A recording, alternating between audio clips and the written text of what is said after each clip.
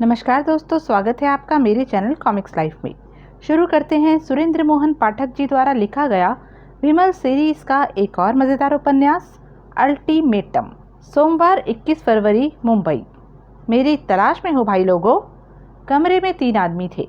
एक बाहर को खुलती खिड़की के करीब एक स्टैंड पर टंगे वीडियो कैमरे के करीब बैठा था और 2 जने बाईं दीवार के साथ लगे पलंग पर आमने सामने बैठे ताश खेल रहे थे।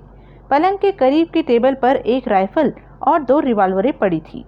कमरा तुका के मकान के सामने वाली इमारत का था और वो तीनों कंपनी के वो प्यादे थे जो कि तुका के मकान की निगरानी के लिए इस उम्मीद में तैनात किए गए थे कि सोहल कभी न कभी तुका से मिलने वहां पहुंचेगा और वो या तो उसे वहीं से शूट कर देंगे या तुका के मकान में घुसकर उसे गिरफ्तार कर लेंगे।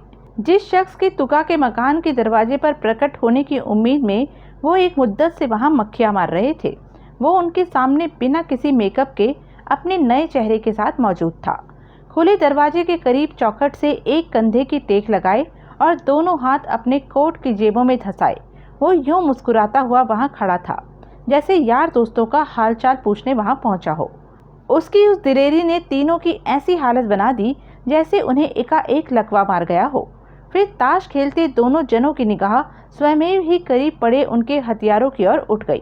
खबरदार, विमल फुफकारा, पत्ते हाथ में ही रहें। डिकोस्टा वीडियो कैमरे के करीब बैठे आदमी के मुंह से निकला। जॉनी, माय फ्रेंड, विमल बोला, मैं तेरी तीखी निगाह की दाद देता हूँ। जब मैं होटल सी व्यू की पार्किंग में तेरे से मिला था तो मेरे मुंह पर घनी दाढ़ी मूछ थी, आंखों पर धूप का चश्मा था और सिर पर फ्लैट हैट था। तू सोहल है? जॉनी मंत्रमुग्ध स्वर में बोला, जिसने डिकोस्टा बन के मेरे को उल्लू बनाया। विमल डिकोस्टा के स्वर की नकल करता हुआ बोला, पण साला अक्खा लेबर बेकार गया, खाली पीली टेम खोटी किया। तेरे को तो मेरे मतलब का साला कुछ भी नहीं मालूम था। काश मैंने तुम्हें पहचाना होता तो क्या करता? मेरे को बगल में दबाता और दौड़ता हुआ गजरे के हुजूर में पहुंच जाता। करता तो कुछ ऐसा ही कुछ, पर अभी भी क्या वांदा है? अच्छा, अब जब तू आ ही गया है तो लौट के तो यहाँ से जा नहीं पाएगा। ऐसा क्या? इसकी जेब में गन है। पलंग पर मौजूद 2 जनों में से एक बोला, शायद दोनों जेबों में उसी के दम पे उछल रहा है। सोहल मुस्कुराया। उसने पहले अपना एक हाथ और फिर दूसरा हाथ कोट की जेब से निकालकर उन्हें दिखाया। तीनों के नेत्र फैले। निहत्ता आ गया, ताश वाला बोला, बेमौत मरने पहुंच गया। लोग बाग तो कहते थे सोहल बड़ा सयाना है, बड़ा दादा है, बड़ा। शट अप, विमल कहर भरे स्वर में बोला। वक्ता सहम कर चुप हो गया। मैं बेवजह किसी के खून से अपने हाथ नहीं रंगना चाहता, विमल बोला, इसलिए तुम्हें नेक राय दे रहा हूँ कि अपना ताम झाम समेटो, ठंडे ठंडे यहाँ से रुखसत हो जाओ और दोबारा यहाँ कभी लौट के ना आना। क्यों? दूसरा ताश वाला बोला, ये मकान तेरे बाप का है? बहुत कड़क बोल रहा है। ज़रूर नया भर्ती हुआ होगा, ज़रूर इसलिए मेरी हकीकत पर एतबार लाने में दिक्कत महसूस कर रहा है। वो सकपकाया। बड़े उल्लासपूर्ण भाव से उसने अपने जोड़ीदारों की तरफ देखा। मकान मेरे बाप का नहीं, मेरा है, जिसे कि मैंने इसके मालिक से आज ही 70 लाख में खरीदा है। मैं अपनी प्रॉपर्टी में कंपनी के कुत्तों की मौजूदगी नहीं मांगता। तीनों के चेहरों पर रोष के भाव आए। तुम लोग प्यादे हो, मेरी तुमसे कोई अदावत नहीं। मेरी अदावत कंपनी से है, कंपनी के ओहदेदारों से है। कंपनी के पास तुम्हारे जैसे कई लोग होंगे, लेकिन तुम्हारे घर वालों के पास तुम्हारा जैसा शायद कोई ना हो। क्या मतलब? पहला ताश वाला आदमी बोला। बहुत मोटी अकल पाई मालूम होती है जो इतना नहीं समझते कि मैं तुम लोगों को जिंदा रहने का मौका दे रहा हूँ। तू कितना ही बड़ा सूरमा क्यों ना हो, निहत्ता हम तीनों जनों से नहीं भिड़ सकता। अच्छा, तू पागल है जो यूं अकेला यहाँ चला आया। तुम्हारे भले के लिए आया भाई लोगों, इसलिए आया ताकि तुम्हारी ये लंबी उबाऊ इंतज़ार खत्म हो जो कि पता नहीं कब से जारी है और अभी कब तक आगे चलेगी। अब आगे क्यों चलेगी? अब तो काम हो गया। अब तो केवल एक क्षण के लिए तीनों की निगाहें आपस में मिली। फिर तीनों ने एक साथ टेबल पर पड़े हथियारों की ओर छलांग लगाई। विमल बड़े इत्मीनान से चौखट से एक कदम परे सरक गया। चौखट पर हाथ में स्टेन गन लिए इरफान प्रकट हुआ। उसने विमल पर गोलियां बरसाने को तत्पर तीनों प्यादों पर स्टेन गन की फायरिंग शुरू कर दी। पलक झपकते ही तीनों के जिस्मों में झरोके ही झरोके दिखाई देने लगे और सोहल को काबू करने का अरमान दिल में लिए वो इस फानी दुनिया से रुखसत हो गए। स्टेन गन की गोलियों की आवाज़ सुन ली जाने का उन्हें कोई अंदेशा नहीं था, क्योंकि तुकाराम के मकान से आजू बाजू की 2, पीछे की 1 और सामने की 3 इमारतें, जिसमें से एक में वो इस घड़ी मौजूद था, वो प्रॉपर्टी डीलर पोच खाना वाला के जरिए मुंह मांगे दामों में तुकाराम के नाम खरीद चुका था। इसलिए भविष्य में उस पर तब की तरह छुपकर घात लगाना मुमकिन नहीं होने वाला था। खिड़की बंद कर दे, विमल बोला। इरफान ने आदेश का पालन किया। मकान मालिक ने बताया था कि तुका के मकान की निगरानी का काम ये लोग दिन और रात की 2 शिफ्टों में 2 टीमों की सूरत में करते थे। इन लोगों की जगह लेने के लिए दूसरी टीम रात 8 बजे आएगी। मकान मालिक को बोल कि वे उससे पहले ही अपने कुनबे और मुकम्मल साजो सामान के साथ यहाँ से कूच कर जाए, ताकि बाद में ये लगे कि जो कुछ हुआ खाली मकान में हुआ, उसकी गैर हाजिरी में हुआ। लाशों का क्या होगा? इरफान बोला। हमें क्या पता क्या होगा? होगा तो इनके जोड़ीदारों को पता होगा, जो कि 8 बजे यहाँ पहुँचेंगे। जिसका मुर्दा होगा वो ही तो संभालेगा। ठीक, मैं तुका से मिलने जा रहा हूँ। यहाँ से फारिग होकर तुम भी वहीं पहुँचना। इरफान ने सहमति में सिर हिलाया। कंपनी के निजाम में दूसरे नंबर पर ओहदेदार कावस बिलमोरिया अपने बॉस और कंपनी के मौजूदा बादशाह व्यास शंकर गजरे के होटल सी व्यू की 4थी मंजिल पर स्थित स्वीट में पहुंचा। गजरे उसे बेडरूम में मिला, जहां कि वो सिल्क का कीमती गाउन पहने अपने विशाल पलंग पर अधलेटा सा बैठा सिगार की कश लगा रहा था। गजरे कोई 50 साल का बुलडॉग जैसे चेहरे वाला ठिगना मोटा आदमी था, जो 10 में से 7 उंगलियों में कीमती नगों से जड़ी अंगूठियां पहनता था और घर में हो या बाहर, सोता हो या जागता, यूँ खूब सज धज के साथ रहता था, जैसे अपनी भद्दी सूरत की कसर सज धज और शानो शौकत से निकालना चाहता था। बढ़िया स्कॉच विस्की पीता था, बढ़िया मुर्गी चबाता था, बढ़िया छोकरी दबोचता था, और जो सिगार वो पीता था वो खास उसके लिए हवाना से आता था, और वैसे एक सिगार की कीमत 300 रुपये होती थी। कंपनी के भूतपूर्व बादशाह इकबाल सिंह के अपनी पत्नी लवलीन के साथ फरार हो जाने के बाद से ही वो कंपनी के निजाम पर काबिज था और अपने आप को बखिया से कम नहीं समझता था। आ बिलमोरिया, वो उठकर सीधा हुआ और मेंढक सी टरटराती आवाज़ से बोला। कैसे आया? 1-2 बातें हैं, बिलमोरिया बोला, जो हमें अपने ही लोगों से मालूम हुई हैं और मैं समझता हूँ कि आपकी जानकारी में आनी चाहिए। वो बातें मैं ही कह सुनाऊं या आप फर्स्ट हैंड उन लोगों की जुबानी सुनना पसंद करेंगे जिनसे कि मैंने सुनी है? एक ही बात है, तू मेरे सामने है, तू ही बोल। ठीक है, मैं ही बोलता हूँ। पहली बात मुझे इंदौरी ने बताई है। इंदौरी को आप नहीं भूले होंगे।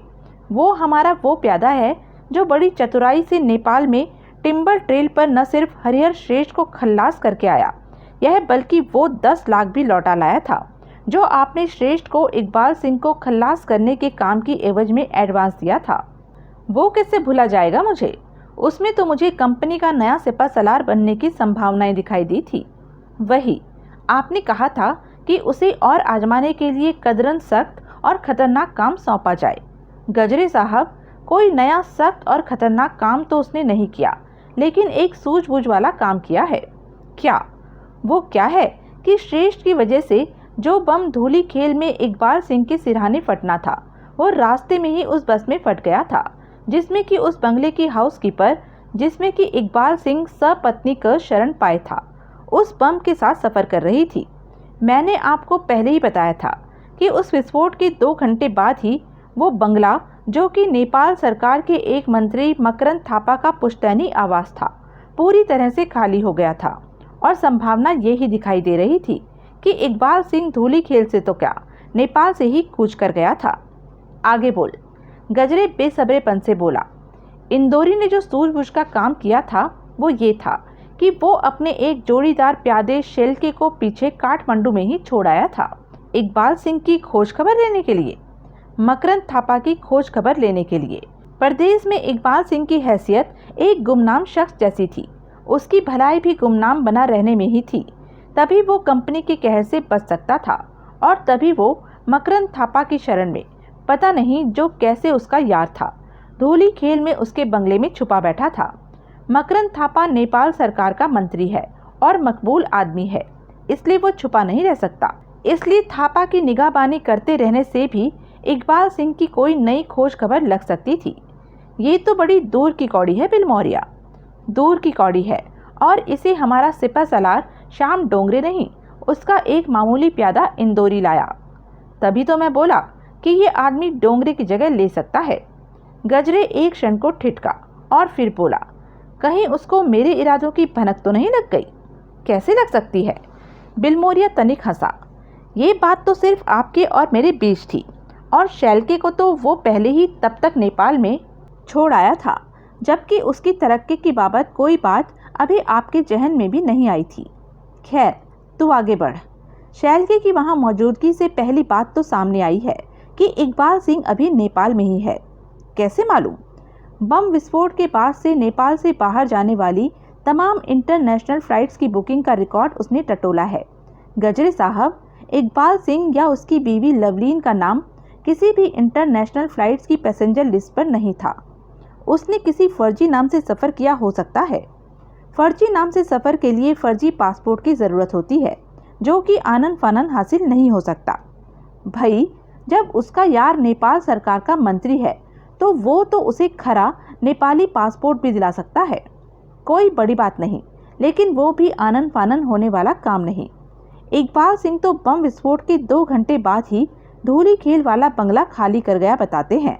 उसी अफरा तफरी में वो कहीं निकल गया होता तो ऐसा अपने इंडियन पासपोर्ट के जरिए ही किया होता। लेकिन शैलके का दावा है कि बम विस्फोट के बाद से उसका नाम किसी इंटरनेशनल फ्लाइट्स की पैसेंजर लिस्ट में नहीं है। उसके नेपाल में ही होने की संभावना इस वजह से भी दिखाई देती है कि मकरंद थापा नाम का वो मंत्री वहाँ उसका तरफदार है, उसका मुहाफिज है। हरिहर श्रेष्ठ को धूलीखेल वाले थापा के बंगले में उसकी मौजूदगी की खबर इत्तेफाक से लग गई थी। ऐसे इत्तेफाक बार बार नहीं होते।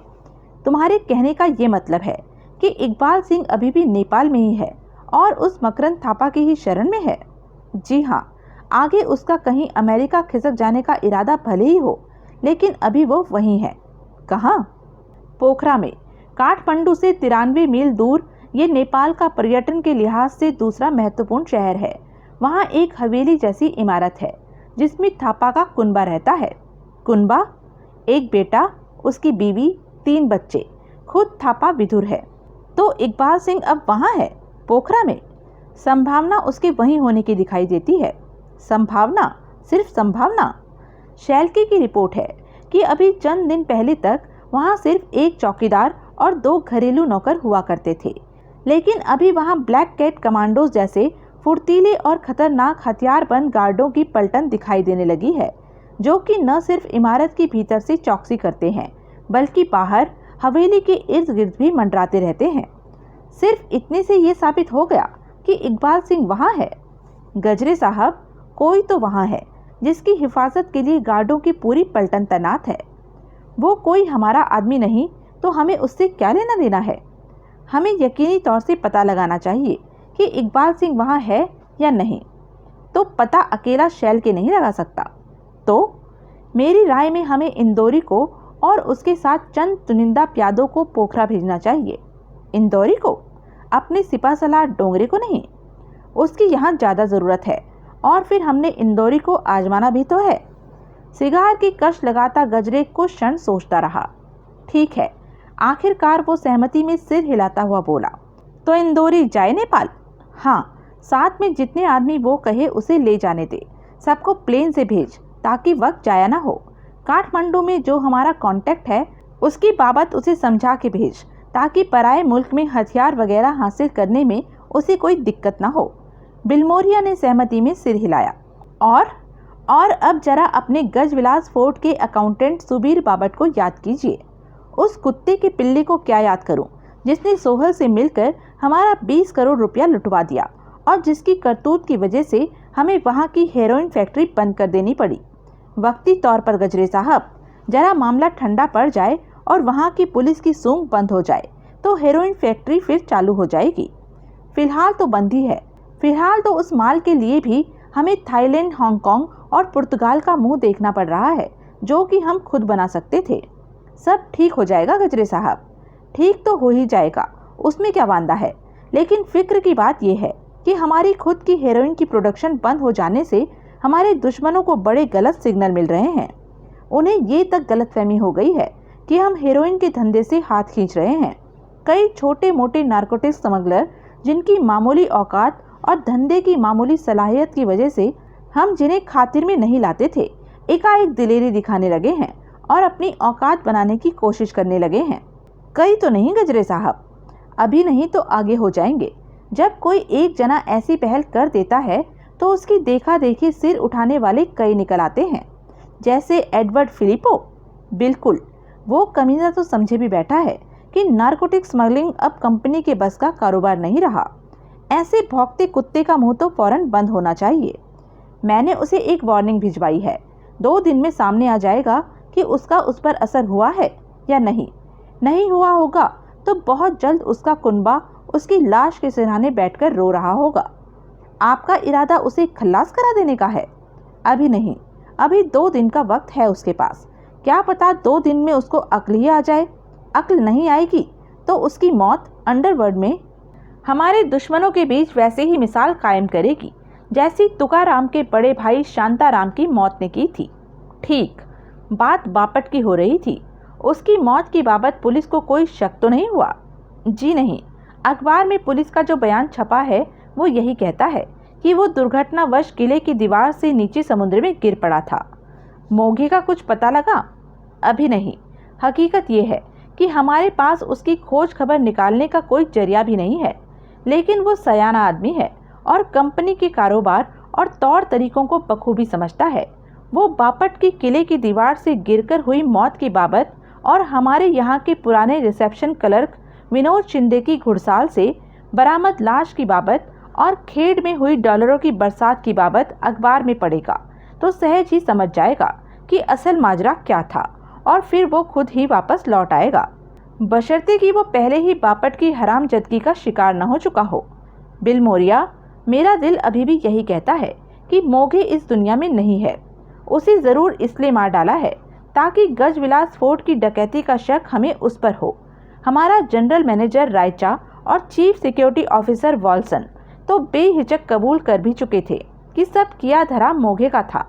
मैं मोगे को जाती तौर से न जानता होता तो मेरे को भी उनकी राय से इत्तेफाक होता।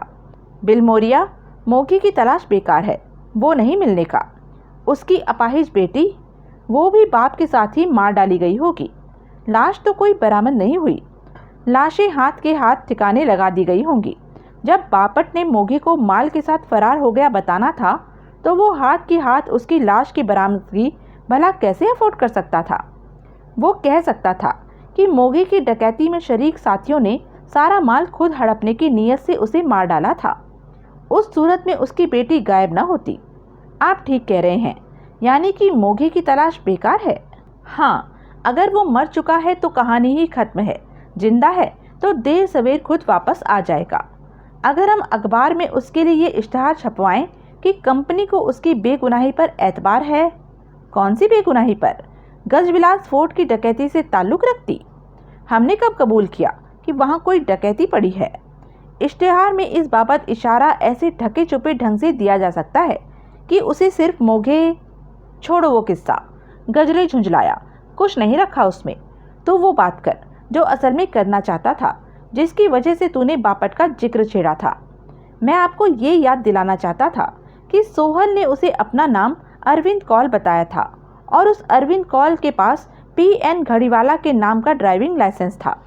तो एक पीएन घड़ीवाला से हम भी वाकिफ़ हैं, जो कि इकबाल सिंह के वक्त ऐन हमारी नाक के नीचे अपनी कथित बीबी फिरोज़ा, बेटे आदिल और बेटी यास्मीन के साथ हमारे इसी होटल के रूम नंबर 608 में ठहरा था, जो अपने आप को बड़ौदा से आया बताता था, जिसने स्वैन नेक पॉइंट पर वहाँ के सिक्योरिटी चीफ अंजुम खान के सामने अपने आप को घड़ियों का स्मगलर बताया था, और अंजुम खान जिसे देखते ही भांप गया था कि उसकी फ्रेंच कट दाढ़ी मूछ नकली थी और वो आंखों में नीले कॉन्टैक्ट लेंस लगाया था, जो पुलिस द्वारा सोहल समझकर गिरफ्तार भी कर लिया गया था। लेकिन फिर खुद पुलिस कमिश्नर ने यह कबूल करते हुए उसे रिहा कर दिया था कि वो सोहल नहीं था, लेकिन जो यकीनन सोहल था।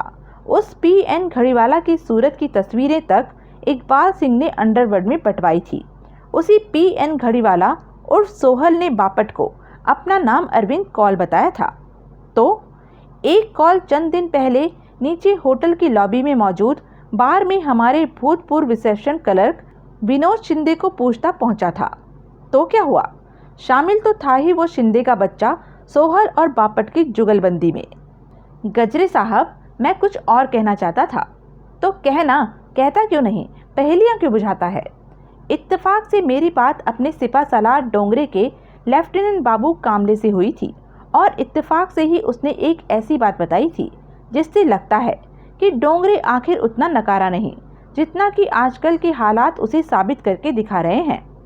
तो फिर पहेलियां बुझाने लगा। वो क्या है कि बड़ौदा के कथित पीएन घड़ीवाला को पुलिस ने भले ही इसलिए छोड़ दिया था क्योंकि उसकी शक्ल रिकॉर्ड में मौजूद सोहल की तस्वीर से नहीं मिलती थी, क्योंकि उसकी उंगलियों के निशान भी सोहल से नहीं मिलते थे। गजरे साहब, हमें निश्चित रूप से मालूम है कि वो घड़ीवाला असल में सोहल था, क्योंकि वो शख्स था जो इकबाल सिंह की बीवी लवलीन के बदले में अपने दोस्त तुकाराम को यहाँ से छुड़ाकर ले गया था। अब हमें ये भी मालूम है कि सोहल की सूरत घड़ीवाला की सूरत से इसलिए नहीं मिलती थी क्योंकि सोहल प्लास्टिक सर्जरी से अपना चेहरा तब्दील करा चुका था। तब अखबार में छपा था कि कई पुलिस अधिकारियों और प्रेस रिपोर्टरों की मौजूदगी में खुद पुलिस कमिश्नर के सामने कथित पीएन घड़ीवाला की उंगलियों के निशानों से मिलाकर देखा गया था। जब वो निशान मिलते नहीं पाए गए थे तो घड़ीवाला को छोड़ दिया गया था। घड़ीवाला की उंगलियों के तब लिए गए निशान अभी भी पुलिस हेडक्वार्टर में उपलब्ध हो सकते हैं। जो कॉल शिंदे को पूछता नीचे बार में पहुंचा था, वो यहाँ से एकाएक खिसकते वक्त पीछे अपना तंबाकू का पैकेट छोड़ गया था, जिस पर से कि उसकी उंगलियों के निशान उठाए जा सकते थे। बकौल कामले, हमारे सिपा सलार को जो दूर की सूझी थी वो ये थी कि अगर पीएन घड़ीवाला की उंगलियों के निशान कॉल की उंगलियों के निशानों से मिलते पाए जाते तो इसका मतलब ये होता कि सोहल अब घड़ीवाला से कॉल बन गया था। यानी कि यूं दो बातों की तस्दीक हो जाती। एक तो ये कि सोहल निश्चित रूप से बम्बई में था और दूसरे ये कि आज की तारीख में वो देखने में कैसा लगता था। ये इतनी फैंसी बात, इतनी बारीक बात अपने डोंगरे को सूझी? गजरे हैरानी से बोला। जी हाँ। नतीजा क्या निकला? कुछ नहीं। क्यों? पुलिस हेडक्वार्टर में घड़ीवाला की उंगलियों के निशान नहीं थे। वहाँ के रिकॉर्ड सेक्शन के हवलदार क्लर्क केशव राव का कहना था कि वो निशान तो तभी कूड़ेदान के हवाले कर दिए गए, जबकि खुद कमिश्नर आश्वस्त हो गया था कि घड़ीवाला सोहल नहीं था और उसे रिहा कर दिया गया था। फिर क्या बात बनी? गजरे भुनभुनाया। फिर ये बात जिक्र के ही काबिल क्यों कर हुई? मैं अभी बताता हूँ। वो क्या है कि पिछले दिनों सोमवार की एक शाम को सोहल का अता पता बताने वाले को कंपनी के इनाम की घोषणा से वाकिफ और इनाम के तलबगार एक टैक्सी ड्राइवर का डोंगरे के पास फोन आया था कि सोहल उसकी टैक्सी में बैठा एयरपोर्ट जा रहा था। डोंगरे दर्जन भर प्यादे लेकर उस आदमी को थामने के लिए दौड़ा, लेकिन वो सोहल न निकला। गजरे साहब, बिलमोरिया बड़े अर्थपूर्ण स्वर में बोला, वो शख्स वो ही कॉल था जो नीचे बार में अपना तंबाकू का पैकेट छोड़कर खिसक गया था और जो शिंदे को पूछता यहाँ आया था। गजरे चौंका। कितने ही क्षण वो विचारपूर्ण मुद्रा बनाए सिगार की कष्ट लेता रहा। तुझे ये बात कैसे मालूम हुई? फिर वो टरटराया। बाबू कामले ने बताई। उसकी और कुछ प्यादों की मौजूदगी में मैं यूं ही जिक्र कर रहा था कि सारे शहर में फैले हमारे भेदिए भी हमें सोहल की कोई खबर नहीं दे रहे थे। तब कामले ने ऐसे एक भेदिए उस टैक्सी ड्राइवर की बाबत मुझे बताया था जिसने कि अपने पैसेंजर को सोहल समझकर डोंगरे को फ़ोन किया था। कामले को ये बात कैसे मालूम हुई? खुद डोंगरे ने बताई। आखिर वो डोंगरे का दाएं वाला है, वो कोल ही सोहल है। ये बात हमें अब मालूम हुई है। गजविलास फोर्ट का कैश लुट जाने के बाद बापट की जुबानी, उनके साथ शिंदे की जुगलबंदी की खबर भी हमें बापट की जुबानी ही लगी है। ये बात हमें अब मालूम हुई है या हमें अगले महीने मालूम होगी, लेकिन था तो वो सोहल ही, जाहिर है। यानी कि हमारा काना सिपा सलार अब अंधा भी हो गया है, जो कि उसने रूबरू सोहल को नहीं पहचाना। वो कहता है वो सोहल नहीं था। उसने इस बात की बाकायदा तस्दीक की थी कि वो सोहल नहीं था। वो सोहल नहीं था इस बात की पूरी तरह से तसल्ली हो जाने के बाद ही डोंगरे ने उसे छोड़ा था। कैसे की थी उसने अपनी तसल्ली पूरी तरह से, ये तो मुझे मालूम नहीं। कामले ने नहीं बताया? कामले उस रेड में उसके साथ नहीं था। उसने तो बाद में कामले को महज इतना बताया कि कैसे एक भेदिए से टिप मिलने पर खुशी में फूला न समाता वो सोहल को गिरफ्तार करने गया था, लेकिन वो शख्स सोहल नहीं निकला था। उसे यहाँ बुला। किसे? कामले को? कामले को नहीं, डोंगरे को, हमारे एक आंख वाले सिपा सलार को। अभी लीजिए। विमल ने कॉल बेल बजाई। हमेशा की तरह दरवाजा वागले ने खोला। आगंतुक पर निगाह पड़ते ही वो भौचक्का रह गया। उसने घबराकर सामने इमारत की पहली मंजिल की तरफ देखा, जिसकी खिड़की आज तक बंद नहीं हुई थी, लेकिन जो उस घड़ी बंद थी। हेलो वागले, विमल मुस्कुराया। इधर आ गया? वागले के मुंह से निकला। ऐसे ही, बिना किसी मेकअप के, बिना अपनी सूरत छुपाने की कोई कोशिश किए, ये जानते बूझते कि कंपनी के आदमी सामने इमारत से यहाँ की निगरानी कर रहे हैं। अब नहीं कर रहे, आइंदा भी नहीं करेंगे। क्यों? क्योंकि अब सामने इमारत के मालिक हम हैं। अब यहाँ की तमाम इमारतों के मालिक हम हैं। अपनी प्रॉपर्टी में हम भला कैसे किसी अनचाहे आदमी को कदम रखने की इजाज़त दे सकते हैं? क्या चक्कर है? भीतर चल, बताता हूँ। वागले दरवाजे से एक तरफ हटा। विमल ने भीतर कदम रखा तो उसने उसके पीछे दरवाजा बंद कर दिया। तुका कैसा है? विमल बोला। वैसा ही जैसे पहले था, बीमार, लाचार, नाउम्मीद। कोई बात नहीं, अब ठीक हो जाएगा। बहुत यकीन से कह रहा है? हाँ, बहुत यकीन से कह रहा हूँ। तुका बिल्कुल ठीक हो जाएगा। बड़ा बोल रहा है। मैं नहीं बोल रहा, वो ऊपर वाला बुलवा रहा है। जन की पैज रखी करतारे। वो हर जीव की इज्जत रखता है, मेरी भी रखेगा। इतने दिन क्या किया? लंबी कहानी है, बाद में बाँचेंगे। तूने मेरे से उन लोगों की लिस्ट मांगी थी जिन्हें तुका ने बड़े बड़े चंदे दिए थे, और कहा था कि ऐसे लोग चंदे की रकमें लेकर फरार भी हो गए होंगे तो अपने गुनाह बख्शवाने दौड़े दौड़े वापस आएंगे। हाँ, कहा तो था। ऐसे कुछ लोग आ भी चुके हैं। धारावी के छत्रपति प्राइमरी स्कूल का हेडमास्टर रामोजी काशीकर अभी कल तुका से 100 बार माफिया मांगता 10 लाख रुपया लौटा कर गया है। अच्छा, लौटा भी गया? मैंने तो उसे 1 महीने का वक्त दिया था। डॉक्टर कुलकर्णी की बीवी, जो कि खुद भी डॉक्टर है, यहाँ आई थी और 5 लाख रुपए लौटा गई थी। कहती थी कि डॉक्टर कुलकर्णी गंभीर रूप से घायल थे।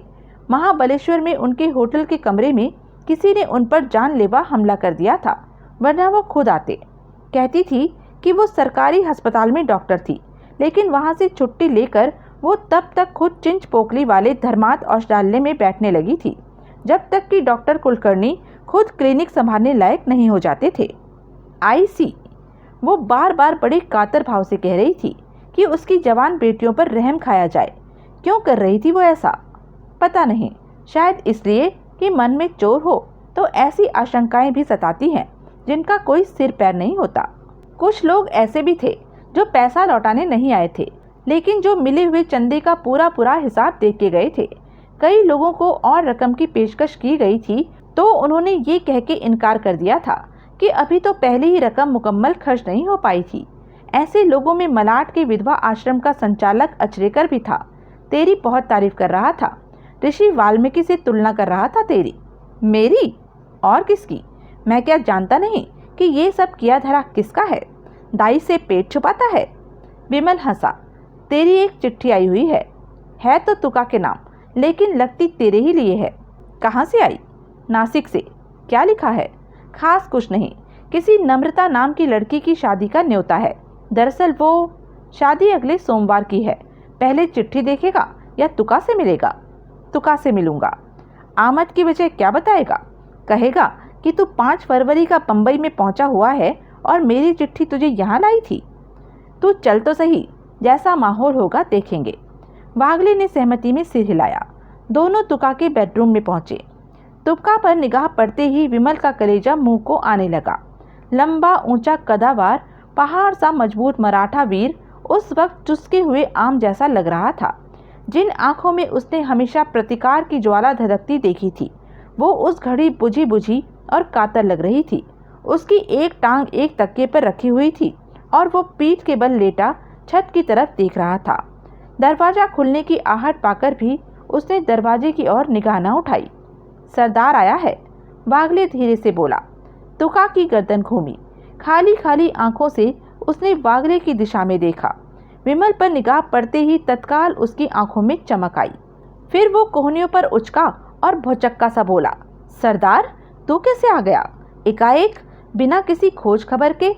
तू ही मेरे सामने खड़ा है या मैं कोई सपना देख रहा हूँ? सत श्री अकाल, विमल रूंधे कंठ से बोला। इधर आ, मेरे करीब आके बैठ ताकि मैं तुझे ठीक से देख सकूं, ताकि मुझे एतबार आ सके कि सच में तू ही आया है। वागले ने एक कुर्सी घसीटकर पलंग के करीब कर दी। फिर वो तुका के करीब पहुंचा। उसने उसकी बगलों में हाथ डालकर उसे सीधा किया और तकियों के सहारे बैठ जाने में उसकी मदद की। विमल कुर्सी पर बैठ गया। उसने तुका का हाथ अपने हाथों में थाम लिया और पूर्वता रुंधे कंठ से बोला, ये क्या हालत बना ली? क्या हुआ है मुझे? तुका जबरन मुस्कुराता हुआ बोला, कुछ भी तो नहीं हुआ। खबर तक न की। खबर पाके तू क्या करता? तू कोई बड़ा डॉक्टर है, हकीम है, जर्रा है जो मेरा इलाज कर देता? उसने अट्ठास करने का असफल प्रयत्न किया। और फिर तकदीर पर क्या किसी की पेश चलती है? जिस तुकाराम ने कभी किसी से हार नहीं मानी, वो तकदीर से हार मान बैठा। ये कोई मानने की बात है? मुझे हिम्मत मर्दा मदद खुदा का सबक देने वाला खुद हिम्मत हार बैठा। कल्याण से मेरे मुर्दा जिस्म में जान फूंक देने वाला तुकाराम अपने जीते जी खुद को मुर्दा मान बैठा। डॉक्टर कहता है मेरी बीमारी लाइलाज है, वो धीरे से बोला। टांग काटनी पड़ सकती है। टांग काटने के बाद भी मेरी जिंदगी की कोई गारंटी नहीं। कौन है वो डॉक्टर जिसने ऐसा कहा तेरे को? मैं तेरे सामने उसको गोली मार दूंगा। जब होनी अनहोनी सब ऊपर वाले के हाथ में है तो किसी डॉक्टर को ऐसा फतवा देने का क्या अख्तियार है? मन के हारे हार है तुका। तू तो मन हारने वाला नहीं था। तूने मन हार दिया, तभी तो प्रलयकारी आंधी तूफानों से न टूटने वाला तुका अपनी बीमारी से टूट गया। कितने अफसोस की बात है कि जो सबक कभी मैंने तेरे से हासिल किया था वो अब इस घड़ी मुझे तेरे लिए तेरे सामने दोहराना पड़ रहा है। इंसान ही वो प्राणी है जो विपरीत परिस्थितियों को अपने अनुकूल बना सकता है। परिस्थितियों के अनुकूल पशु होते हैं, इंसान नहीं। मैंने तेरा सबक याद रखा, तू भूल गया। मैं क्या कर सकता हूँ? तूने कभी कोशिश ही नहीं की ये जानने की कि तू क्या कर सकता है। तू तो पहले ही चल चल की तैयारी में लग गया, परोपकारी बन गया, मोह माया त्याग बैठा, दान पुण्य से परलोक संवारने लगा, सबाब कमाने के जुनून के हवाले हो गया। वर्सोवा वाले दोनों मकान बेच दिए, इस मकान को भी 60 लाख रुपए में गिरवी रख दिया। तुझे कैसे मालूम? तुकाराम चौंका। तू तो अभी आया है। मैं 5 तारीख से यहाँ हूँ। आ कैसे गया? बस आ गया किसी तरह से। मुझे सपना आया था, इल्हाम हुआ था कि मेरे दोस्त को। विमल की आवाज़ फिर भर्रा गई। मेरे मोहसिन को, मेरे पिता समान बड़े भाई को मेरी ज़रूरत थी। औलाद की चाह ने पाँव में बेड़ियाँ न डाल दी होती तो 1 जनवरी को ही यहाँ होता। औलाद? तू बा औलाद हो गया? हाँ, 15 जनवरी को नीलम के एक चांद सा बेटा हुआ है। तुम ताऊ बन गए हो। ताऊ नहीं, नाना। नीलम से तेरी शादी किसने कराई थी? कन्यादान किसने किया था? ठीक है, नाना। तू मेरी बधाई कबूल कर। मेरी बची कुची उम्र भी तेरे बेटे को लगे। मुझे तेरी बधाई कबूल नहीं। क्या क्या कह रहा है? अभी मुझे तेरी बधाई कबूल नहीं। मुझे तेरी बधाई तब कबूल होगी जब तू हंसता गाता मेरे साथ भांगड़ा नाचता मेरे गले लगेगा। ऐसा होगा? तू चाहेगा तो होगा, तू नहीं चाहेगा तो नहीं होगा। शेर की तरह दहाड़ने वाला वीर मराठा तुकाराम मुझे बकरी की तरह मिमिया कर दिखाएगा तो नहीं होगा। तू उम्मीद का दामन छोड़ देगा तो जिंदगी तेरा दामन छोड़ देगी। तो हाल के हवाले हो जाएगा तो बेहाल तो होगा ही। एक सूरमा की तरह हालात से जूझेगा तो अपनी बीमारी का क्या, मौत का पंजा मरोड़ देगा। वाहे गुरु भी उनकी मदद करता है जो अपनी मदद खुद करते हैं।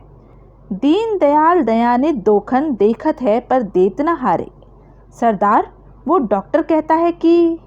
मुझे नहीं पता वो डॉक्टर क्या कहता है। मैं देशमुख नाम के एक डॉक्टर से बात करके आया हूँ जो तेरी बीमारी का हिंदुस्तान का सबसे बड़ा डॉक्टर माना जाता है। वो बस यहाँ पहुँचने ही वाला होगा। वो कहता है कि इंग्लैंड में तेरी बीमारी का इलाज है। वहाँ तेरी टांग नहीं काटनी पड़ेगी। वहाँ लेज़र बीम से मवाद सुखाने की और गैंग्रीन का जिस्म में फैलाव रोकने की कोई नई टेक्नोलॉजी है जो अभी तक हिंदुस्तान में नहीं पहुंची। वो डॉक्टर खुद तुझे लंदन लेके जाएगा और कुछ दिन तेरे साथ वहां रहेगा। जब तेरी बीमारी को वहां के डॉक्टर काबू में आ चुकी बताएंगे तो वो लौट आएगा, लेकिन बकौल उसके हर हाल में तुझे कम से कम 3 महीने तो वहां रहना ही पड़ेगा। उस दौरान तेरा ये राम भक्त हनुमान वागले वहां तेरे साथ रहेगा।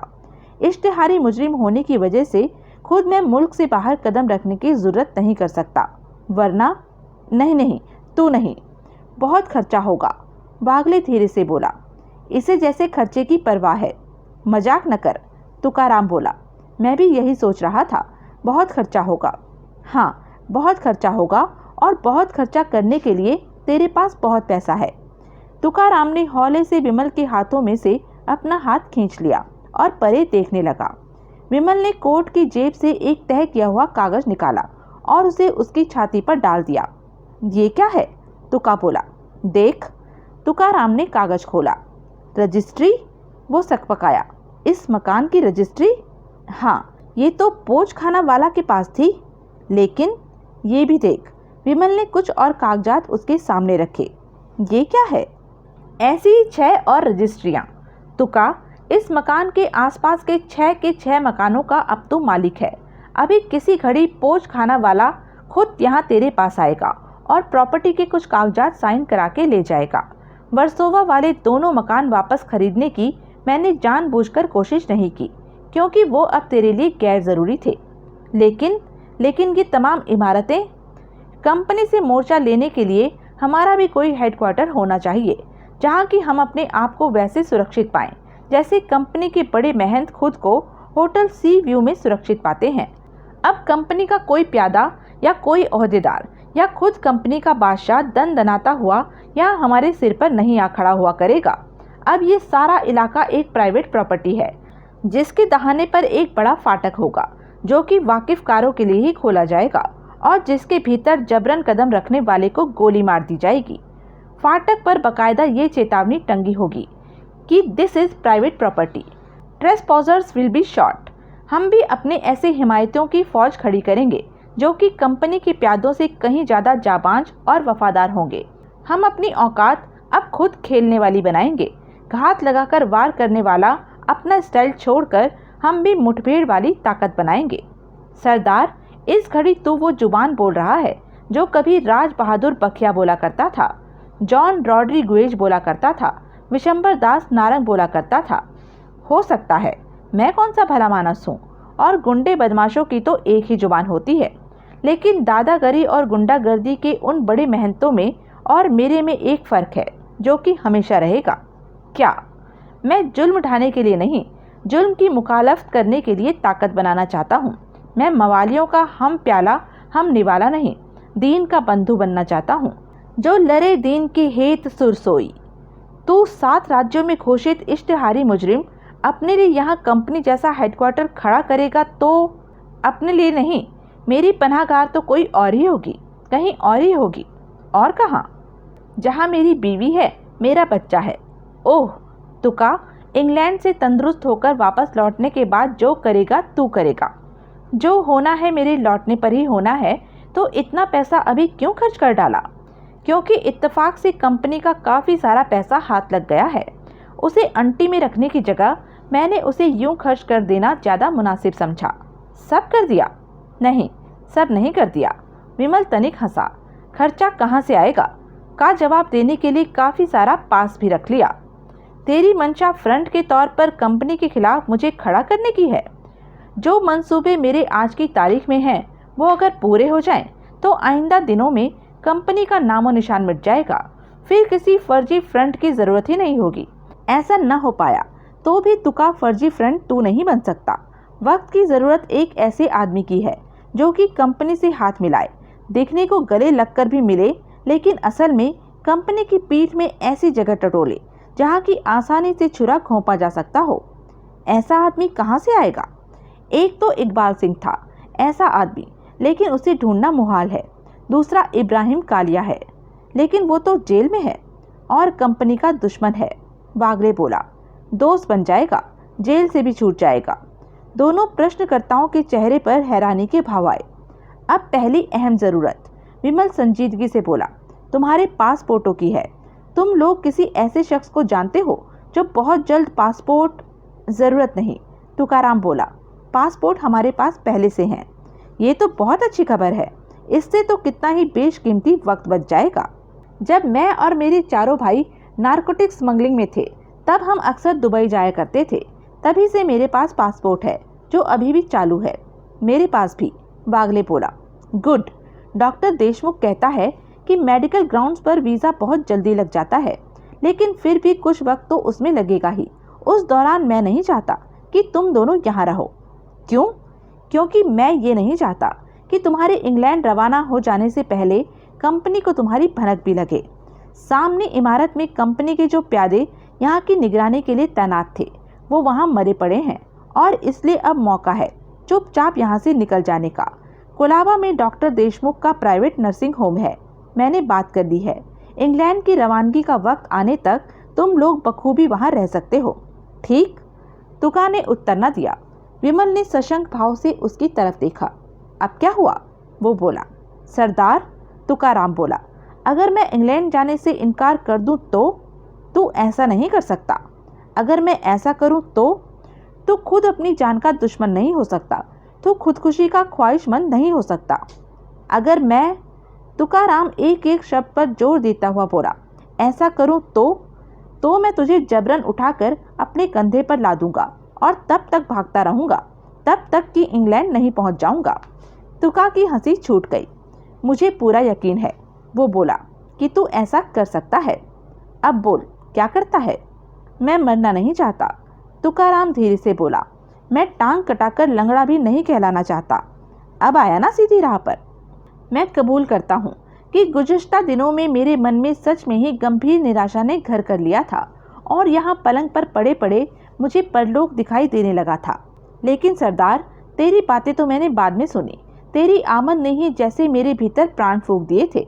अब तो मेरी एक ही तमन्ना है कि जल्द से जल्द मैं अपने पैरों पर खड़ा हूँ और तेरे साथ कंधे से कंधा मिलाकर हर वो काम करूँ जो तुझे मुनासिब लगता है। बल्ले, ये हुई ना मर्दों वाली बात। तभी कॉल बेल बजी। डॉक्टर देशमुख आया होगा।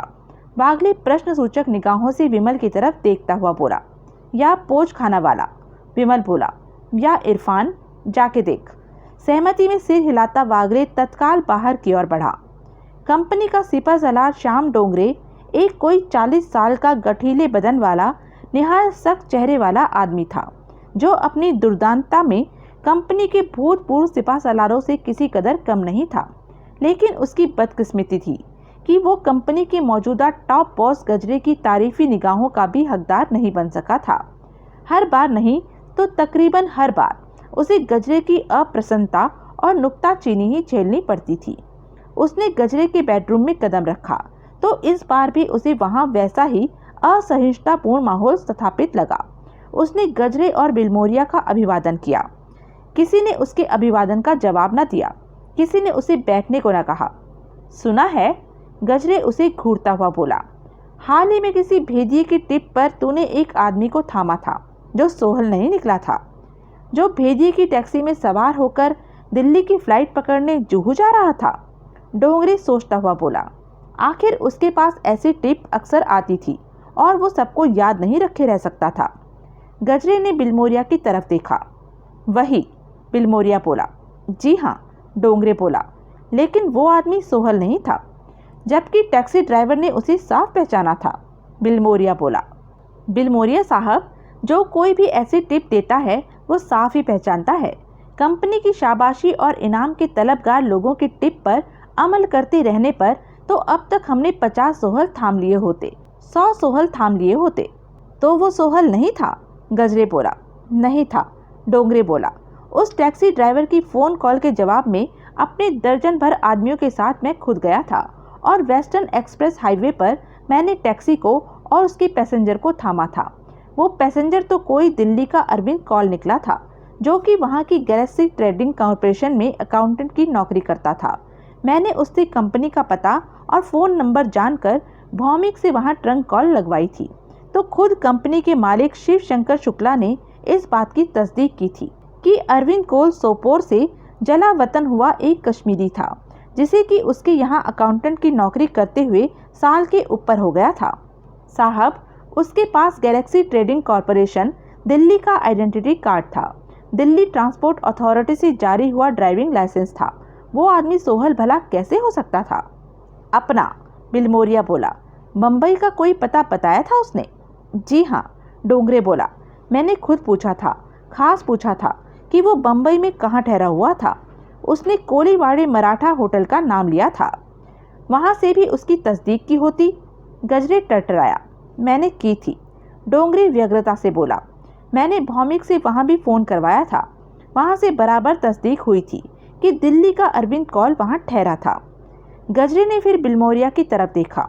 ये बात तो, बिलमोरिया बोला, उसने कबूल नहीं की होगी कि शिंदे को पूछता यहाँ पहुँचा था। इसे, गजरे अप्रसन्न भाव से बोला, सूझा ही नहीं होगा इस बाबत उससे कुछ पूछना। मैंने बराबर पूछा था गजरे साहब, डोंगरे आहत भाव से बोला। अच्छा, और उसने कबूल की थी ये बात? कौन सी बात? गजरे उसे घूरता हुआ बोला। ये कि वो शिंदे को पूछता यहाँ आया था। जी हाँ। गजरे के चेहरे पर स्पष्ट हैरानी के भाव परिलक्षित हुए। क्यों पूछ रहा था वो शिंदे का पता? बिलमोरिया बोला। साहब, वो कोई अय्याश आदमी था जो गाहे बगाहे तफरीहन बम्बई आता था और शिंदे के जरिए मिसेस पिंटो के यहाँ से लड़की मंगवाता था। असल में उसकी औरत खोरी की लत ही उसे बम्बई लेकर आती थी। दिल्ली में लड़कियों का तोड़ा है, गजरे बोला। अब मैं क्या कहूँ साहब? हाँ, तू क्या कहे? लेकिन, बिलमोरिया बोला, अब तो तू जानता है कि अरविंद कौल ही सोहल था जिसने शिंदे और बापट के साथ मिलकर गजविलास फोर्ट से 20 करोड़ रुपया लूटा था। सोहल ही पीएन घड़ीवाला से अब अरविंद कौल बन गया था। बापट ने तेरे सामने कहा था कि उसने ये तक हिंट दिया था कि उसकी गिरफ्तारी पर 3 लाख रुपए का इनाम था। साहब, डोंगरे बोला, ये अरविंद कौल वो कौल नहीं हो सकता जिसे मैंने एयरपोर्ट के रास्ते में थामा था। इतना बड़ा गैंगस्टर जिसके सिर पर 3 लाख का इनाम है, जो 7 राज्यों में घोषित इश्तिहारी मुजरिम है, दिल्ली में अकाउंटेंट की मामूली नौकरी करता कोई शख्स नहीं हो सकता। उसमें भी कोई भेद होगा, गजरे बोला। वो उसका फर्जी फ्रंट होगा। जी, वो तगड़ी सलाहियत वाला आदमी है। उसने गैलेक्सी के मालिक उस शुक्ला को ऐसा फिट किया होगा कि पूछे तो वो यही कहे कि हाँ, अरविंद कौल उसके यहाँ अकाउंटेंट की नौकरी करता था। लेकिन उसका गैलेक्सी का आइडेंटिटी कार्ड मामूली चीज़ है।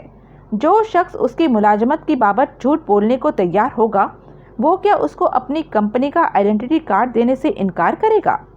उसका अरविंद कौल के नाम का ड्राइविंग लाइसेंस फर्जी होगा, एन उसके पास मौजूद पीएन घड़ीवाला के लाइसेंस की तरह।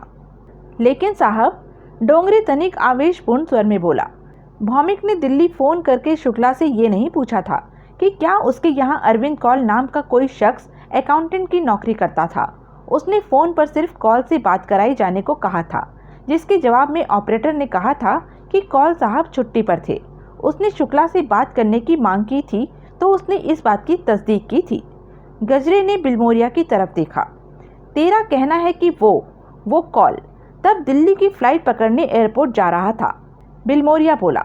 इस लिहाज से तो वो अब दिल्ली में ही होगा, होना तो चाहिए, डोंगरी आशंकित स्वर में बोला, और अपनी नौकरी ज्वाइन कर चुका होगा।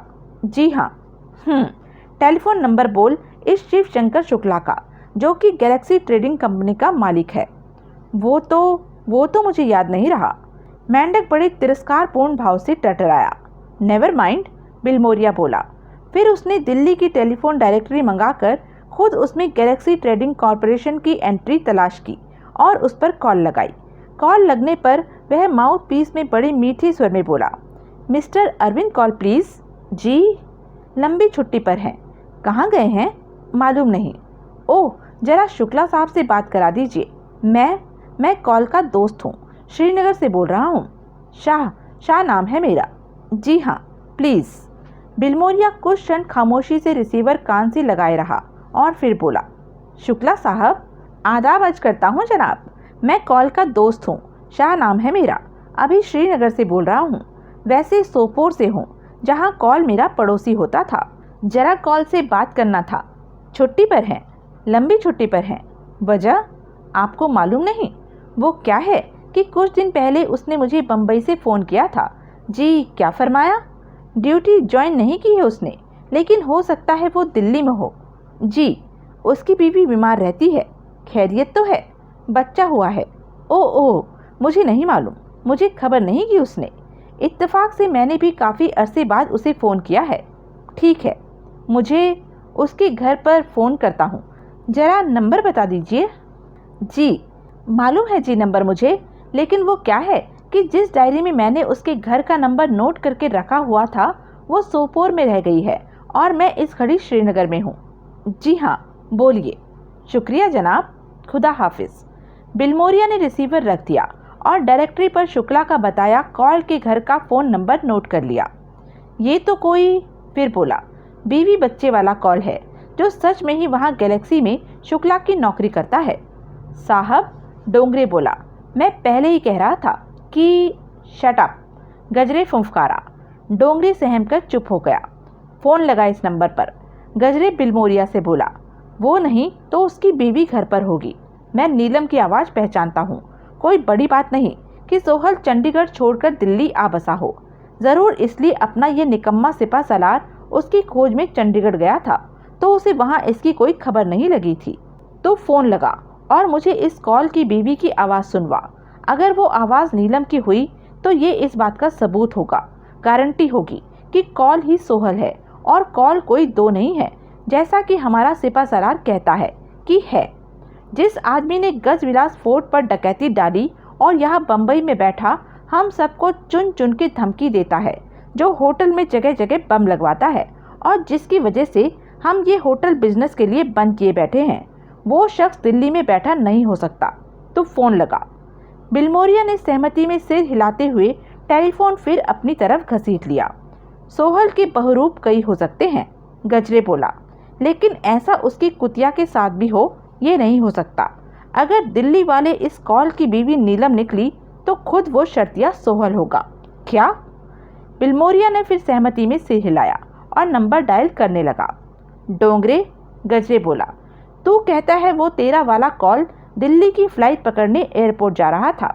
जी हाँ, डोंगरे बोला, उसने खुद ऐसा कहा था। और क्या? मैंने उसे खुद एयरपोर्ट तक लिफ्ट दी थी। क्यों? उसका टैक्सी वाला तो वहाँ पहुँचते ही हमने भगा दिया था और कोई टैक्सी वहाँ दिखाई नहीं दे रही थी।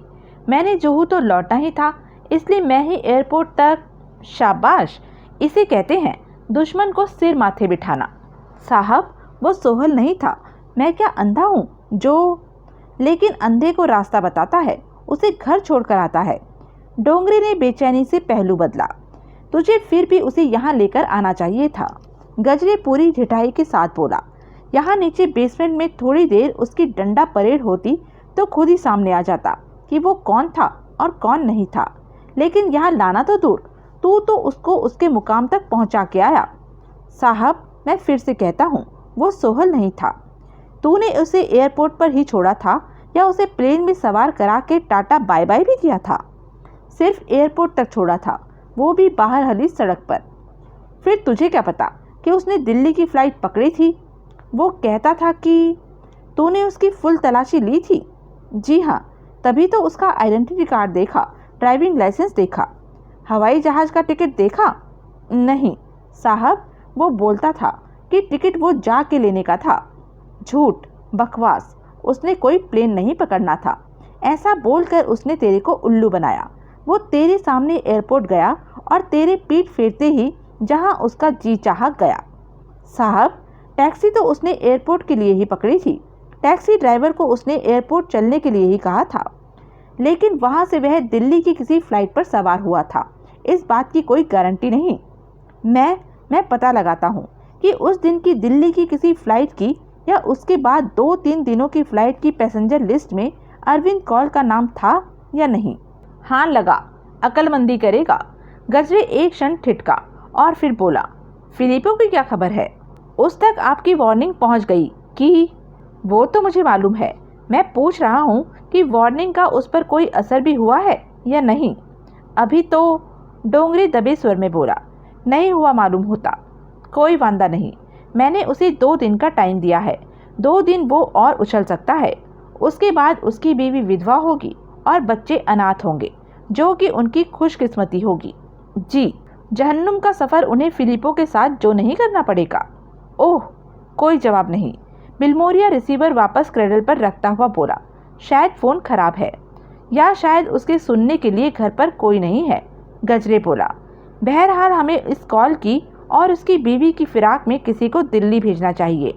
फ़ोन नंबर मालूम हो तो घर का पता जान लेना मामूली बात होती है। मैं इस कॉल की पूरी पड़ताल मांगता हूँ। ज़रूर, बिलमोरिया बोला। मैं इस ख्याल से थर्राया जा रहा हूँ कि नीलम एक बार फिर हमारे हाथ में होगी। फिर देखना कैसे ये सोहल का बच्चा कुत्ते की तरह अपनी टांगों में अपनी दुम दबाए हमसे रहम की भीख मांगता खुद हमारे पास पहुँचता है। सिर्फ नीलम क्यों, उसका बच्चा भी। हाँ, सोहल का पिल्ला भी। बिलमोरिया है तो हमारा सिपह सालार गोली मार देने के काबिल, लेकिन गैलेक्सी की बाबत और गैलेक्सी में कॉल की मुलाजमत की बाबत हमें बताकर इसने एक अच्छा काम किया है। तो इसी को रवाना करें दिल्ली? नहीं, इसे नहीं, इसकी यहाँ ज़रूरत है। इंदौरी को तूने नेपाल भेज दिया, ये दिल्ली चला जाएगा तो पीछे बड़ी गड़बड़ हो जाएगी। तो मेरी मंशा तो ये थी कि दिल्ली हमारा कोई ओहदेदार जाता, किलेकर, सावंत या पिंगले में से कोई जाता, लेकिन सोहल की धमकी की रूह में किसी को कंपनी की छत्र छाया से परे बंबई से बाहर भेजना मुझे मुनासिब नहीं लगता। तो फिर किसे भेजे? इसी को कहे कोई मुनासिब नाम सुझाए, कोई काबिल और आजमाया हुआ आदमी। बिलमोरिया ने डोंगरे की तरफ देखा। कामले, डोंगरे तत्काल बोला, बाबू कामले। गजरे कुछ क्षण सोचता रहा, फिर उसने सहमति में सिर हिला दिया। बाकी का सारा दिन विमल ने इरफान के साथ कंपनी के ओहदेदारों की पड़ताल में लगाया, लेकिन कोई भी कारामद जानकारी उसके साथ न लगी, सिवाय इसके कि इकबाल सिंह का खार बंगला, जो इकबाल सिंह के वक्त अक्सर बंद रहता था, क्योंकि उसकी बीवी लवलीन अपने 3 भाइयों के साथ अज्ञातवास पर पूना चली गई थी और खुद इकबाल सिंह कंपनी के टॉप बॉस के लिए रिजर्व होटल सी व्यू की 4थी मंजिल के स्वीट में रहता था, अब आबाद था। उस बंगले में अब कंपनी का ओहदेदार दशरथ किलेकर रहता था और बंगले की चौकसी के इंतजामात से लगता था कि सोहल की कंपनी के ओहदेदारों को चुन चुन के मार डालने की धमकी को उसने नज़रअंदाज नहीं कर दिया हुआ था। ब्यास शंकर गजरे की 13 मालाबार हिल पर स्थित आलीशान कोठी थी, आबाद थी, जहां कम से कम उस रोज गजरे नहीं दिखाई दिया था। इसका साफ मतलब ये था कि गजरे का रात को अपनी कोठी पर अपनी खूबसूरत नौजवान बीवी के पहलू में लौटना या न लौटना उसकी मर्जी पर मुनस्सर था। प्रत्यक्षता उसको इस बात का कोई अंदेशा नहीं था कि सोहल उसकी बीवी के जरिए भी उस पर हाथ डाल सकता था, यानी कि उसकी बीवी उसकी कोई कमजोर रग या उसकी जिंदगी का कोई अहम वाकया नहीं थी। कंपनी का लोन शार्किंग का इंचार्ज भाई सावंत मैरीन ड्राइव की एक बहुखंडीय इमारत की 3री मंजिल पर स्थित एक फ्लैट में रहता था और उस फ्लैट की उसकी हाजिरी या गैर हाजिरी में उसके 4 प्यादे चौकसी करते थे, जिनमें से 2 हमेशा फ्लैट के भीतर मौजूद रहते थे। एक फ्लैट के बाहर उसके प्रवेश द्वार पर, एक चौथा नीचे इमारत की लॉबी में मौजूद रहता था। अलबत्ता ये कहना मुहाल था कि वहाँ की ऐसी चौकसी का इंतजाम हाल ही में हुआ था या पहले से ही वो सिलसिला चला आ रहा था। किशोर पिंगले, रशीद पावले और कावस बिलिमोरिया की बाबत वो ये तक जान सका कि होटल सी व्यू ही उसका स्थायी आवास था या वो बम्बई में कहीं और रहते थे। सावंत के फ्लैट वाली इमारत की खामोशी से और पड़ताल करने पर उन्हें मालूम हुआ कि उस मंजिल की इमारत की नीचे की 2 मंजिलों को छोड़कर बाकी सारी मंजिलों में रिहायशी फ्लैट थे। सावंत कंपनी का ओहदेदार था, मवाली था। इस बात की इमारत में किसी को खबर नहीं मालूम होती थी। जो चंद लोग उसे जानते थे, उसकी निगाह में वो होटल सी व्यू में डिप्टी जनरल मैनेजर था। उन्होंने सावंत के परिवार के बारे में पूछताछ करने की कोशिश की तो लोग बाग संदिग्ध होने लगे। और हमें क्या मालूम, कैसे मालूम होगा, नहीं मालूम, जैसे जवाब देने लगे। मैं पता लगाऊंगा, इरफान बोला। कल इधर आके सर्वेंट क्लास को फिट करूंगा, जो सुबह सब्जी भाजी के लिए फ्लैटों से बाहर निकलते हैं और शाम को बाबा लोगों को सैर कराने जाते हैं। मेरा इरादा, विमल बोला, कल सुबह सवेरे तुझे साथ लेकर पूना जाने का था। ऐसा बाप? हाँ। तेरी निगाह में कोई ऐसा आदमी है जो कि हमारी गैर हाजिरी में इस काम को और ऐसे ही कुछ और कामों को अंजाम दे सके? इरफान कुछ क्षण सोचता रहा, फिर उसने इनकार में सिर हिलाया। कोई इंतज़ाम भी नहीं कर सकता? इंतज़ाम को कर सकता हूँ, लेकिन आदमी नए होंगे, इसलिए उनको परखने में भी तो टाइम लगेगा कि हमारे काम के हैं या नहीं। कहीं ऐसा तो न हो न कि कंपनी की किसी शाबाशी या इनाम के लालच में वही हमारे खिलाफ हो जाए और हमारी लुटिया डुबो दे। नहीं, ऐसा तो नहीं होना चाहिए। सलाउद्दीन के बेटे, उस तक फिलहाल मैं नहीं पहुंचना चाहता। सलाउद्दीन मेरा तुरुप का वो पत्ता है जिसे मैं खोलना मंजूर कर सकता हूं, जबकि मेरे बाकी के सारे पत्ते पिट चुके हों। ओह, मैं बयान नहीं कर सकता तुका की बीमारी मुझे किस कदर खटक रही है। तुम कुछ कर नहीं सकते। वागले को उससे दूर नहीं किया जा सकता। पहली बार इस पाप की नगरी में मैं अपने आप को इतना तन्हा और बेयारो मददगार महसूस कर रहा हूँ। खैर, उसने गहरी सांस ली। जेवो भावे तेवड़ होवे। बाप, इरफान भर्राई कंठ से बोला। अभी मैं हूँ ना अभी। ठीक है मेरे भाई, तू इधर ही रहना और मेरे लौटने तक इन बॉस लोगों को टटोलना जारी रखना। पूना अकेला जाएगा? नहीं, इधर बम्बई में विक्टर करके एक टैक्सी वाला है। एयरपोर्ट का टैक्सी स्टैंड वो अपना पक्का अड्डा बताता था। उसको तलाश करके मैं उसके साथ पूना जाऊंगा। वो तेरी या वागले की जगह तो नहीं ले सकता, लेकिन उससे कम से कम धोखा नहीं हो सकता। फिर क्या फंदा है?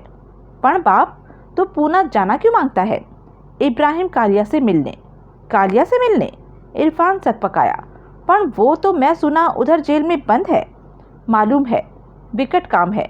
पता नहीं हो पाएगा या नहीं, लेकिन कोशिश तो करनी होगी। तू उससे जेल में मिलेगा? और कहाँ मिलूंगा? कैदी से मुलाकाती को जेल के भीतर ही मिलाया जाता है। बाप, कहीं जेल के भीतर गया भीतर ही तो नहीं रह जाएगा। वाहे गुरु ने मेरी प्रारब्ध ऐसे उकेरी है, ऐसे भी हो सकता है। जिव तिसु भावे तिवे चलावे, जिव होवे फरमानू। पण बाप, ये जोखम उठाना जरूरी है। ये तो कुछ भी जोखम नहीं मेरे भाई। जो पेशकश में कालिया के लिए लेकर जा रहा हूँ, उसको उससे इत्तेफाक हुआ तो जल्द ही इससे कहीं बड़ा जोखम उठाना पड़ेगा। बाप, तेरी माया तू ही जाने। मेरी तो रब्बल अलामीन से यही इल्तिजा है कि तू रहती दुनिया तक सलामत रहे और तुझे कभी नाकामी का मुंह न देखना पड़े। शुक्रिया, शुक्रिया। अपनों की दुआएं हमेशा काम आती हैं वीर मेरे, कभी जाया नहीं जाती। अब मैं भाई सावंत के फ्लैट को भीतर से देखने की कोई जुगत सोच रहा था। तू सोचेला है तो कुछ सूझेगा भी बाप। सच पूछो तो सूझा तो है कुछ। क्या? विमल ने बताया। 5 बजे के करीब वो इमारत की तीसरी मंजिल पर पहुंचे। विमल तब भी गंजे मुसलमान वाला मेकअप धारण किए हुए था, लेकिन पोशाक उसने तब्दील कर ली थी। तब वो सलेटी रंग की बुरशट पतलून पहने था और वैसे ही पोशाक में इरफान था।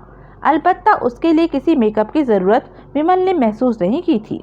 दोनों की बुशरों की जेबों पर बिल्ले लगे हुए थे, जिन पर लिखा था A1 पेस्ट कंट्रोल सर्विस।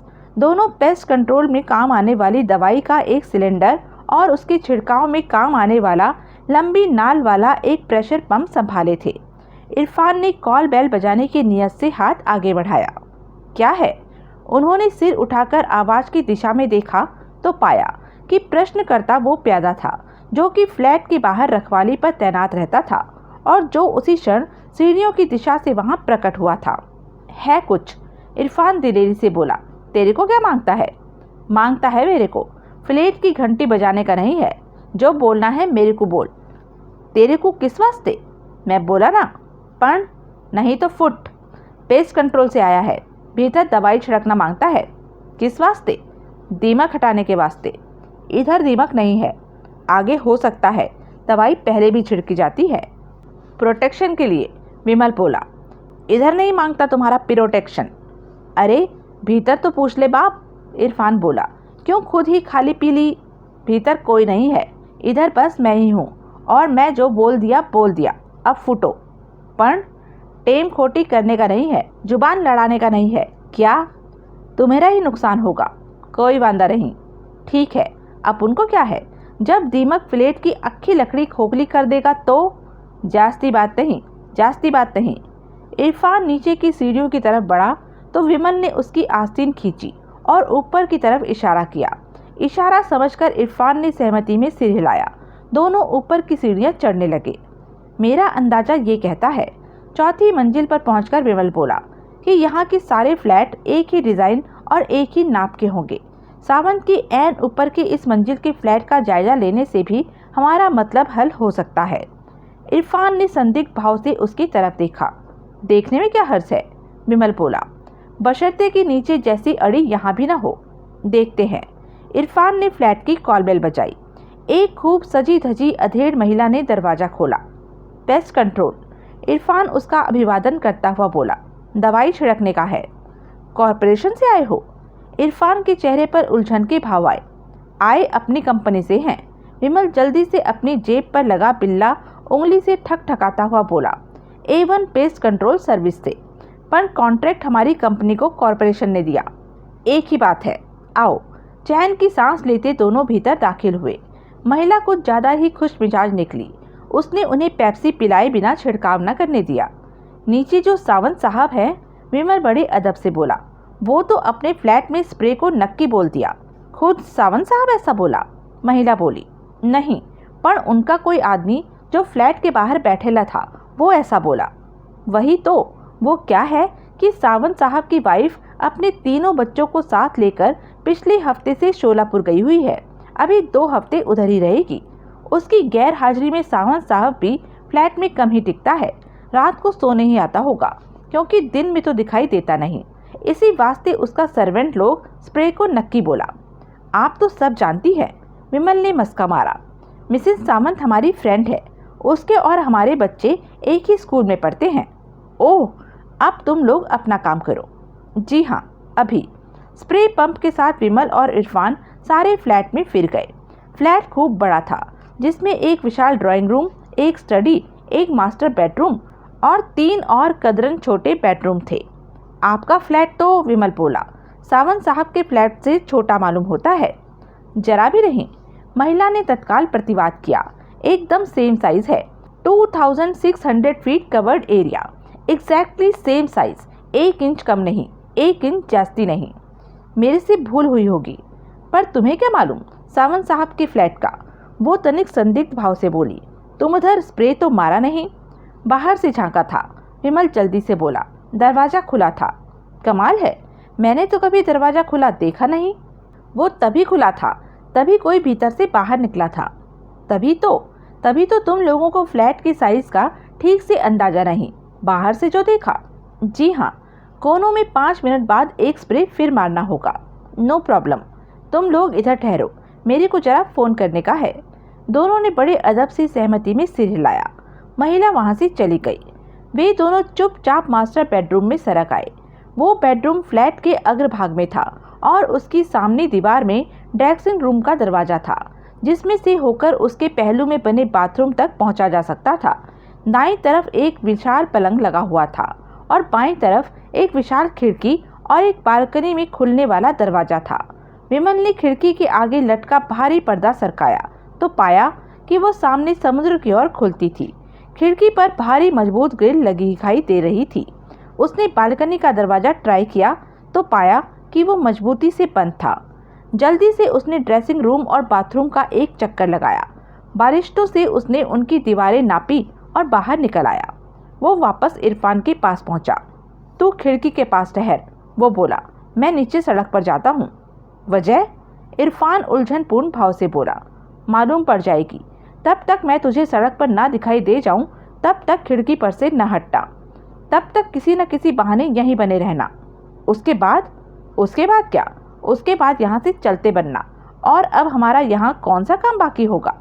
ठीक। अकेला विमल फुर्ती से फ्लैट से बाहर निकल गया। लिफ्ट के रास्ते वो नीचे पहुंचा और सड़क पार करके सड़क और समुद्र के बीच के बांध के करीब जा खड़ा हुआ। एक खिड़की के पीछे उसे इरफान दिखाई दिया। गुड, विमल के मुंह से निकला। फिर वो बांध की दीवार पर बैठ गया और इरफान के लौटने की प्रतीक्षा करने लगा। 5 मिनट बाद इरफान वहां पहुंचा।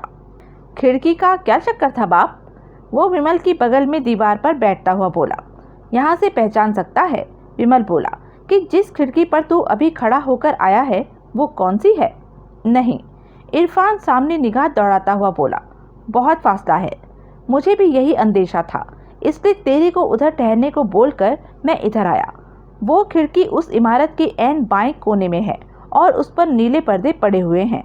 उसके ऐन नीचे क्रीम कलर के पर्दों वाली खिड़की, जाहिर है कि भाई सावंत के बेडरूम की होगी। फ्लैट में 3 बेडरूम और हैं, तो ये कैसे ज़रूरी है बाप कि वो भाई सावंत का बेडरूम होगा? क्योंकि वो मास्टर बेडरूम है और उसके बीवी बच्चे शोलापुर गए हुए हैं। इतने बड़े फ्लैट में आजकल अकेला रहता सावंत कहीं सोता होगा तो मास्टर बेडरूम में ही सोता होगा। है तो ये फट्टा ही बाप, पर तेरी बात में दम है। ये बेडरूम इमारत के ऐन बाएं कोने में है। इस इमारत से अगली इमारत इसके साथ जुड़ी हुई है। मैं ये जानना चाहता हूँ कि बाईं ओर की अगली इमारत में सावंत के बेडरूम के साथ जुड़ता हुआ क्या है? कोई फ्लैट ही होगा, वो तो जाहिर है, लेकिन जानना ये है कि उस फ्लैट की पोजीशन क्या है। वो भी रिहायशी फ्लैट है या उसमें कोई ऑफिस है या वो खाली ही पड़ा है? मैं समझ गया, तू इधर ही बैठ बाप, मैं अभी मालूम करके लौटता हूँ। हाँ, जा क्या। पेस्ट कंट्रोल का तामझाम वहीं छोड़कर इरफान चला गया। ट्रैवल एजेंसी का ऑफिस है, इरफान ने लौटकर बताया। 9 बजे तक खुलता है। उतना ही बड़ा? विमल ने पूछा। जितना बड़ा कि भाई सावंत का फ्लैट है? नहीं, उससे 1/4 से भी कम। वो क्या है कि जैसे सावंत वाली इमारत में रिहायशी फ्लैट ज़्यादा हैं और ऑफिस कम है, वैसे ही उस बगल वाली इमारत में ऑफिस ज़्यादा हैं, बल्कि बहुत ज़्यादा हैं, और रिहायशी फ्लैट कम हैं। कई ऑफिस बड़े बड़े फ्लैटों को 3-3-4 हिस्सों में बांट कर बनाए गए हैं। वो ट्रैवल एजेंसी वाला ऑफिस ऐसा ही है, लेकिन फ्रंट में है, इमारत के कोने में है, इसलिए उसकी दाईं दीवार सावंत के मास्टर बेडरूम की बाईं दीवार से है, जिसके साथ कि बाथरूम और ड्रेसिंग रूम है, जुड़ती हुई होगी, जाहिर है। और क्या है इमारत में? टॉप फ्लोर पर 8वें माले पर डिस्को डांस वाला एक बार और रेस्टोरेंट है। मैं ऊपर तो नहीं गया, पर मैंने नीचे उसका बोर्ड लगा देखा था। मैं ट्रैवल एजेंसी का चक्कर लगाना चाहता हूँ, ऐसे ही पंप मारने वाला बन के। पागल हुआ है? जंच के टिप टॉप निकाल के, ट्रैवल एजेंसी के क्लाइंट के काबिल हुलिया बना के। वही तो मैं बोला, वो ट्रैवल एजेंसी 9 बजे तक खुलती है, तो हमारे पास बहुत टाइम है। वैसे भी उसके बंद होने के वक्त से थोड़ी देर पहले वहाँ पहुँचने में हमें फ़ायदा है। तब भीड़भाड़ कम होगी। कम क्या होगी, हो सकता है तब वहाँ हम हों। ठीक, तो यह थी अब तक की कहानी। आगे की कहानी जानने के लिए बने रहें मेरे साथ। और हाँ, मेरे चैनल को लाइक, शेयर और सब्सक्राइब करना ना भूलें। धन्यवाद।